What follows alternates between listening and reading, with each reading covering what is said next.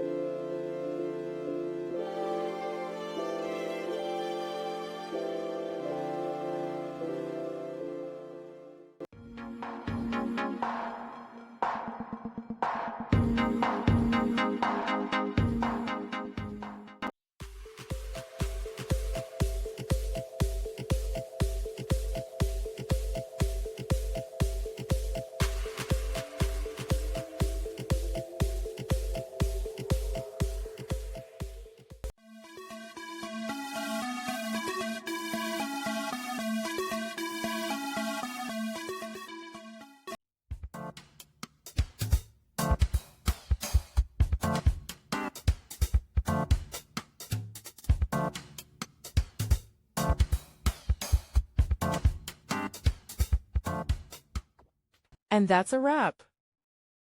I hope you found the answer you were looking for. If you did, take a second to hit that subscribe button. It really helps out.